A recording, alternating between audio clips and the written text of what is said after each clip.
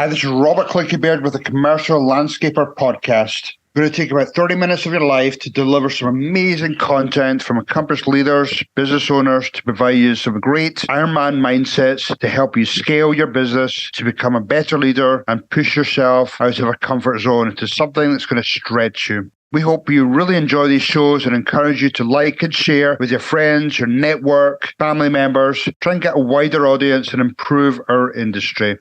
On each show, I'm going to try and pull out one type of Ironman mindset, insight that you can take back to your business. And if you're implementing one insight every single week or all the shows, then it's going to make a dramatic improvement to your business. Super excited as well to share that we're partnering up with Boss Business Management Software, which is the ultimate cloud-based solution providing comprehensive insights and tools to optimize performance. Join the Boss community today and transform your business so you too can say, my boss is working for me. Cheers, everyone. Hi, this is Robert Clickybeard with the Commercial Landscaper Podcast. Excited to be joined again by Jenny Girard.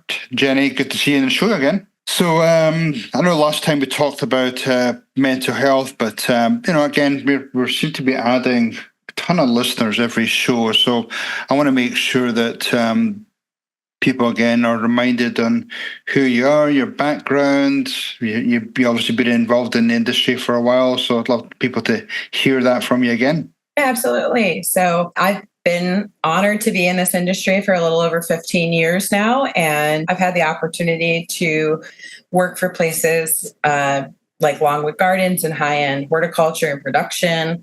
I had a once-in-a-lifetime experience working with Busch Gardens, creating mosaic sculptures. My largest was 20 feet tall with 300,000 living plants in them. I've done a lot of different things. I love to explore, and I love this industry in the green industry.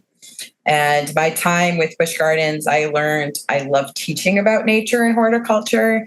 And so naturally, I transitioned into account management, which I did for a bit down in Florida. And eventually, I wanted to move home with all my family. We're all from Buffalo, New York, land of snow, not much like Florida. But I did move home, and for quite a bit. I worked with RM Landscape with Brett Lemke, and I was helping build a branch there, doing operations and account management. Eventually, I was asked to assist with a strategic coordination. I've now transitioned over to software, which most people think was like a really weird change, but it's still aligning. I love teaching people.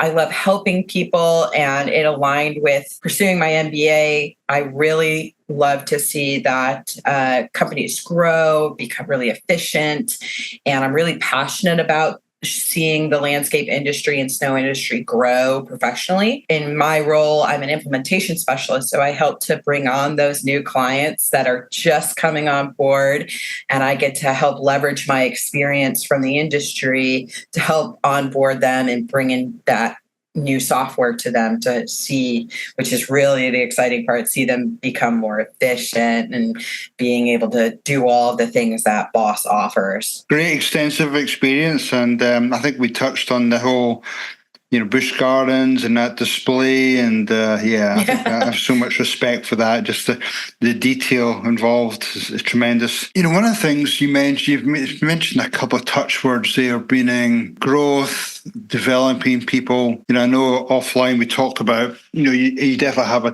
passion for developing up and coming leaders. And, oftentimes when I go in to help coach companies or do strategic planning, it's always that keeps coming up, training people, developing people, and it doesn't necessarily get a great deal of traction. Again, I think this industry tends to struggle a little bit trying to get people into it, especially in the sort of middle senior managers, and a lot of companies really struggle. In fact, fail miserably at after they promote people, they won't necessarily give them much training or development. So tell me a little bit your theory and what you would like to see or what you've seen being successful. Yeah, I've actually taken this passion so far that I'm now on a board with Urcher. They have the Patch Impact Group, and they are cool. on a mission to grow the trades and grow people and leadership within the trades. I think there's a lot of things that are going on with building that leadership. I think people get overlooked or things get assumed. But at the end of the day, it takes time. It takes a commitment. It takes, that somebody to take you under the wing and help nurture and grow that knowledge and skill. And it also has to come from the person as well, right? It needs to be a two-way street. For me, the reason it's become such a passion for me is because when I first started out on this journey, I'll never forget, it was my first year of college. I lost my house. I was homeless and I had to fight to live and survive, but I didn't give up because I hit that bottom part and I said, I will never be in this situation again. And so I have that drive. And there's a lot of people that are in that same situation, but I had people along the way in my cheering section that I'd like to say, right? Mm-hmm. Saying, you can do this. It's okay. You've got this. Here's this, here's that, here's this resource. Here's this person. But it also came from me as that leader saying, I want to know more. I want to do more. So as you're, as a CEO or you're even just a senior leader yourself, you need to find those key people and start inspiring them. Don't train them. Anybody can be trained. Inspire them. And that's that key right there, is inspiring them. Yeah, I could go so many different directions here, but a lot of owners don't necessarily it doesn't come naturally to them, and I do strategic planning and I'll say, what's your mission, vision, values? And we eventually get there, but then I said, okay, that's great, but why not make them live in your company? Why not get people on board? And it's almost like it takes a while for suddenly a CEO to think, oh yeah, I probably should do that. Well, how do I do that? So it's just not natural to them. Talk to me through about successful ways in doing that and what that looks like. Well, the first thing I'd say is if it's not natural to you, you should look at your team and see if it is natural to someone. Because I will say Brett saw that in me and he said, Jenny, go, you like training, go for it. And I would inspire people because I do have that passion for it behind it and I'm natural with it. And so when it came to the team, he backed me, he supported me and would, say, yep, Jenny's got a plan. She's going to do this. And so as that owner, right, he supported me in that mission, but then I was the face of it. Right. And so that might be the case. You might not be the person, but more than likely there's someone in your team that could be that person. And to couple that, you could inspire them to grow even further themselves, because I know that's what happened to me. It inspired me to want to learn all of these things and wanted to know more on how to train folks, how to educate people, how do I keep inspiring them? And it became more and more challenges, right? And so because he let me run that program, it inspired myself. And then on top of that, he had a whole team that was behind me that's saying, yeah, let's do this. We're excited. Right. And I, within my time there, I watched folks that started off on line trimmers and are in now management. And so that took people getting excited and not just saying, okay, this is how you do your job. We're excited because there's a future, there's a path. And so that would lead me into that next, what do? You need to show a path. You can't just say, hey, one day you'll be the next leader. No, here's the path. We want to make sure you fully understand how to do the job you're currently doing. We want to make sure and this is where a lot of people miss out, is the soft skills.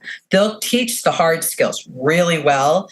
And it's something within this industry, specifically in landscape, I've noticed that they're really drilling down on those hard skills, but they miss out on that soft skill, which once they change over to, that management, that is 90% of what you're doing. Sure, you've got to go teach the guy how maybe to go get the mower out of the ditch. But most of the time, you have to know how to talk to people. You need to know how to work through challenges, how to work with employees, how to go through any kind of complications that might arise through that. And that's just, those are skills that people might not have if they're moving up, right? And you've got to understand where that person's coming from, what's driving them too. The inspiration is one piece, and yes, some people are better at it than others. But you said the key word right there, and I was trying to think of a different way when you mentioned that the path. You got to show them the path, and it's got to be a clear path, and you've got to show them maybe some of the benefits of showing that path. And obviously increase in wages or salary is one piece of it. But, there's obviously that job satisfaction. You're just building that self-confidence. There's so many pieces of that path. And, I think we touched on this last time. That's part of the reason why I do these podcasts, is because when I interview some successful people in the industry, and majority of them come from, that weed eater, trimming, cutting the grass type background, and then now suddenly they're CEOs of, companies that are billion-dollar companies. So it's just amazing to see that. So there is so many examples out there in the industry. So I think having that clear path, and I think that's where a lot of companies struggle, is really to not only visualize that path, but then start building it out, because a lot of people don't necessarily know where to start. I think that's probably one of the biggest challenges that people are seeing right now too. The younger generations, even to millennials, they want to see it in black and white. They want to know, because there is so much uncertainty in this world now. Right. And things are moving very quickly. You don't need to have line item by line item, but it can't be this lofty thought, right? It needs to be pretty concreted. You need to do these things, and these parameters need to be met. So, for example, you need to go through this training, and we need to hit this amount of sales that we need that next manager. And if those two align, you've completed these things and we've hit those sales, you would be, moved forward. And those were the kind of conversations I had with folks. It was very cut and dry, right? I need these things completed. I need you to be prepared, because if you're not, you're going to fail. I will be setting you up for failure. If I elevate you before our sales come in, I'm also setting you up for failure, because that's not a profitable piece, right? And so we would be losing money. Having conversations like that too, I think, are important. Having real conversations with folks that these promotions are tied to either somebody moving up forward based on sales or growth of the company, or, it's also based on maybe somebody moves from that positions they've left. Those are real conversations. And when you do have that conversation, what I tended to find out was people appreciated that, and they were a lot more loyal, because you weren't just doing this lofty conversation, one day. No, we need to hit this number. And when we do, you can. And then on the opposite side of that, they want to drive that growth then, because they see, if this company grows, I grow. Oh, okay, I got it. And so it helps both sides. And, but yes, it can't be this lofty conversation. It needs to be pretty clear. And I think that's one of the challenges we've faced in this industry, is that up until this point, the millennials, they drove it, but this next generation, they are driving it hard. They want it. They want to see it. Yeah, especially if we're trying to attract different type of talent into the industry. I mean, there's a lot more robotics, technologies, so it's just a different, perhaps, skill set. And I think a lot of it, again, does with, you could have a lot of internal resources, but also I think external resources as well. We have we have the podcasts. A lot of companies will do, monthly or quarterly almost like book clubs, talk about it and talk about some of the takeaways. So there are so many resources out there. Yeah, I did hear an interesting statistic the other day where, yes, there's a lot of M&A activity going on, but you're also now seeing a lot of these newer companies pop up, and these companies are growing really quickly behind the scenes. It took them, a lot of companies, maybe 10, 15 years to get up to 3-5 million. Some of these companies are getting up to 5 billion in the first 2 or 3 years, just because of the resources now available to them to grow the company quickly and get that training they need. That's one of the things. That's why I was so excited to join Boss, because it does pair with that, growing those leaders. Within Boss, you can have that new leader that's just fresh out, and you can send them to go and be independent. And I think that's a key thing while you're growing a leader, is to allow them enough room to fail, but it also doesn't fall back too hard on you. And that's where I love Boss, because you could go and send out that new guy, go take the measurements, go do the estimate, go build the bid, and do all the things, right? And they're going to get really excited about it. But there's a threshold. So to protect yourself, right, as that owner, you can go and be independent. But I'm not hovering, but I also have the ability to watch and oversee and kind of stop you before it's a catastrophe, right? Or a major issue. And that's where like a management system like that is great. And when these kids are coming in, they're seeing the software. They're like, oh, this is great. I can see where all the things are going, because they're really, very tech savvy. And they're coming in and wanting to use these things so that they can see the measurements, they can track the numbers. They want to see that. Going back to seeing that path, it's very similar. I want to see how am I doing?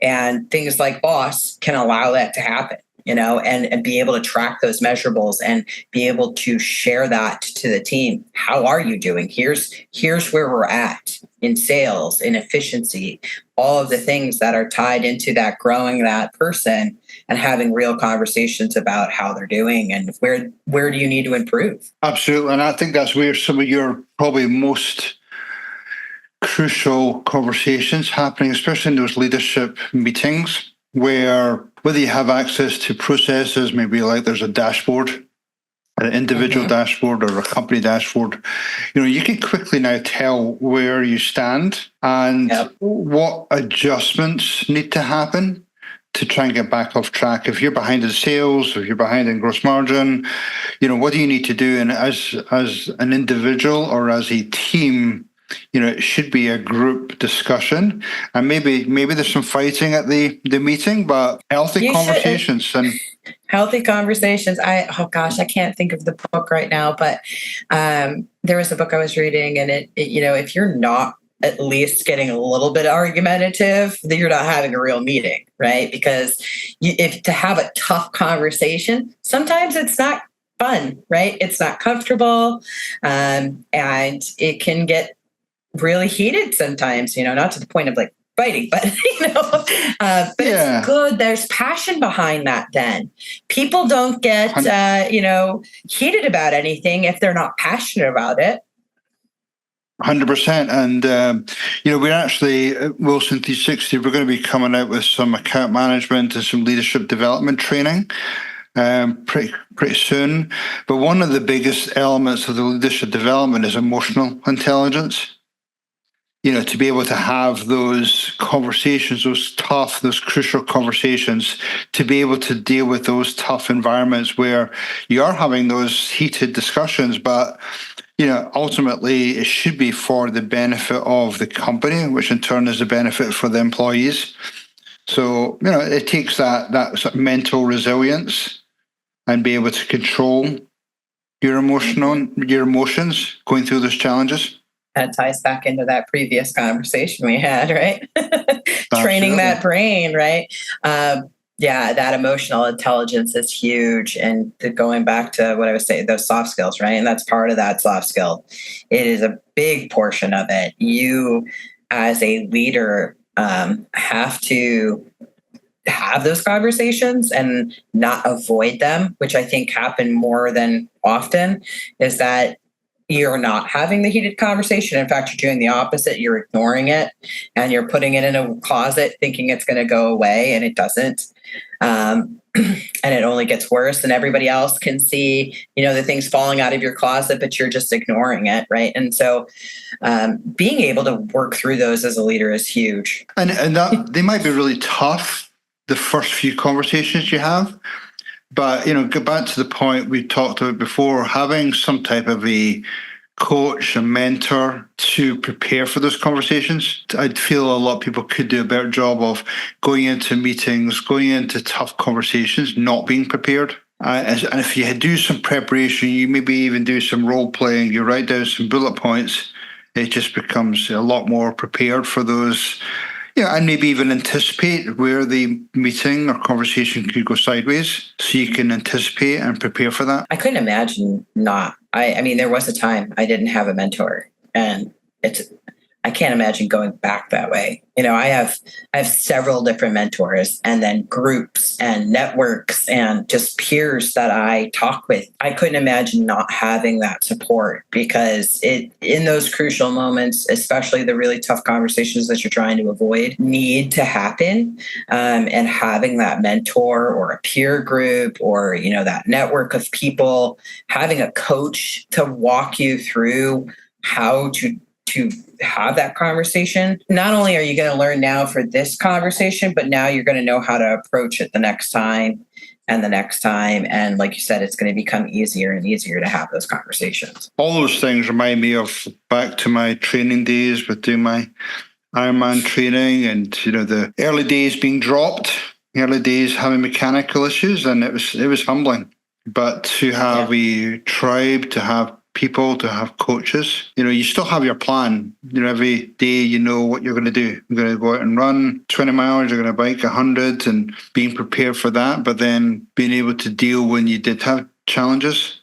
And that's all part of that leadership piece. Is just you have a plan. You have some structure to it in terms of your meetings and your rhythms and your dashboards, and you're always checking in, see how you're doing, having your coaches. So it all ties in nicely together. And those coaches will also tell you, and especially the trainers will also tell you when you're not doing it right. They're a good trainer or a good coach will say, no, you're wrong. Or we need to do this again. And they will challenge you, and they will challenge you to grow. And so that's where that mentor or that coach really comes in. Could you imagine going to a football game and there's no one in the seats? Just the impact that has, because it was happening during COVID and during the Olympics. And the Olympians were saying it messed with them, because they didn't have anybody cheering them on. So you do have that. Good point. I love to think about that with the networks, your peers. You need people in the stands. If you don't, you feel kind of, you don't have anybody supporting that. And you why am I doing this? So you have that part, but then you still have the trainer on the ground walking you through what you need to do. How do you get better? But you still need people in the stands cheering you on. 100%. And then tying into that, you need the scoreboard. You need to know how you're tracking on your scoreboard. So it gets back to your dashboards. And so, these are all great discussions. If somebody is, I suppose, thinking about jumping into leadership, or maybe or even on that leadership path, they just don't feel as though it's, happening for them or happening quick enough for them. What's your thoughts on, how they maybe take their future in their own hands and maybe look at other types of resources out there? What's your recommendations? Well, and, if you're thinking about growing within your company, first have that conversation with your leader, right? Or maybe even the owner. Go to that leadership and have that conversation, and maybe even beyond that first level of leadership, and have that real conversation, and because they've gone through it, right? They've grown their leadership skills. So that'd be your first place. The next place, you can start to look at you have your local organizations, you have state associations, national associations, and snow and landscape. And a lot of these places have, networks For example, there's NALP Young Professionals. I've sent a lot of people over that way just to even have a conversation. Where did you start? I'm here. Also, start reading. You're going to gain so much from other people's experience because knowledge is power. You will become extremely successful the more you learn about things. And the best way to do that is to open a book or turn on a podcast or like this, right? Listen to podcasts or listen to audiobooks. But the more you grow that knowledge, the better off you are. Jenny, it's been an absolute pleasure talking to you today again. What's the best way for people to get in touch with you? Maybe just tap into your knowledge and how you potentially could help them out. Yeah, absolutely. I'm on LinkedIn, so I'm really easily. You can find me on there. I'm also with the Boss Software Group, so feel free to reach out to us. It'd be my name at theintegragroup.com, or again, find me on LinkedIn. I have a pretty strong profile out there, so you can find me. Just search me. Awesome. Jenny, again, pleasure. Hopefully we'll see you at some of the upcoming landscape events. Thanks Absolutely. For everything you do. Thanks for sharing your message. And I shall talk to you again soon. Sounds good. Thanks for having me. Hopefully that was pure dead brilliant for you today, and you got some great Ironman mindset takeaways for your business or your leadership role. This is Robert Clickybeard. Love to get you, your friends, your employees to join us in our future journey. So please subscribe to your various podcast channels. Visit our website, commerciallandscaper.com or wilson-360.com. You could check out our digital courses. You could check out peer groups, coaching, my book, Ironman Mindset for Entrepreneurs. And we just want you to have a pure, dead, brilliant day. And finally, thanks again to Boss Business Management Software, which is the ultimate cloud-based solution providing comprehensive insights and tools to optimize performance. Join the Boss community today and transform your business so you too can say, my boss is working for me. Cheers, everyone.